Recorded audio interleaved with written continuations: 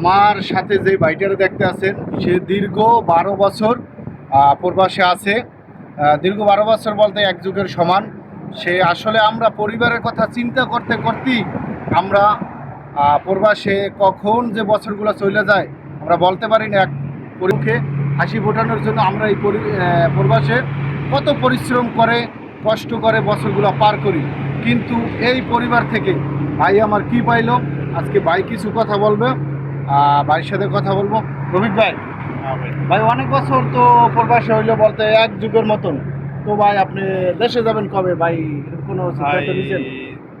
আমি প্রবাসে যার জন্য আসলাম, যার সুখের জন্য আসলাম, সেই আমাকে দুঃখের সাগরে ফেলায় চলে গেছে আর কি ভাই। এই প্রবাস আমার সোনার মতো সংসার ছিল, সংসার হারা হয়েছি, আমি সুখ হারা হয়েছি, আমি শান্তি হারা হয়েছি আর কি ভাই। বলতে ধরেন মাঝ নদীর মধ্যে একটা নৌকা, ওই নৌকাতে একটা মাঝি আছে কিন্তু বৈঠা নাই, কিন্তু ওই মাঝি জানে না যে ওই নৌকাটা নিয়ে সে তীরে আজও ভিড়তে পারবে কিনা। ঠিক আছে, হয়তো ওই নৌকাটা ওই মাঝ নদীতে ডুবে যেতে পারে। তদ্রুপ ওই রকম আমার জীবনটা সেম এখন ভাই, বুঝছেন।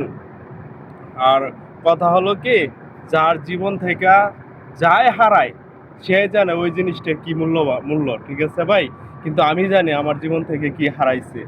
তবে ভাই কি, আমি তো এই দুনিয়ার কারো কাছে বিচার দিই নাই, আমি আমার রবের কাছে বিচার দিছি। উনি তো সর্বশ্রেষ্ঠ বিচারক, ঠিক আছে, উনি তো ন্যায় বিচারক আর কি ভাই।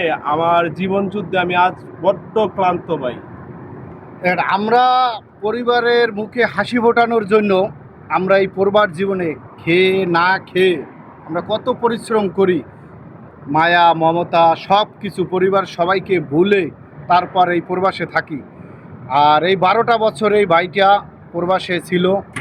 কি বলবো, তার পরিবার থেকে সে তার মুখেই শুনলেন কি পাইছে, সে কি আমি কি, এবার হাজারো পরিবার এই রকমের প্রবাসীর সাথে হইতে আছে।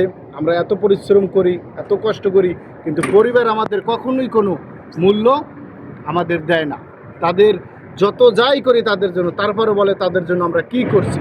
কি বলবো ভাই, এত কষ্ট করে প্রবাসে থাকি, সবাইকে দেশের মানুষকে ভুলে খেয়ে না খেয়ে তারপরও তাদের কাছ থেকেই প্রতিদান পাইতে হয়। তো আর কি বলবো, ভাইয়ের মুখে থেকেই সব কিছু শুনলেন। আমরা প্রবাসী যারা আছি সবাই আমাদের জন্য দোয়া করবেন, কারো যেন এমন না হয় তার জন্য দোয়া করবেন। সে যেন দেশে গেলে তার জীবনটা ভালোভাবে কাটাইতে পারে, সুখে কাটাইতে পারে, এই জন্য সবাই দোয়া করবেন। আল্লাহ হাফেজ, ভালো থাকবেন।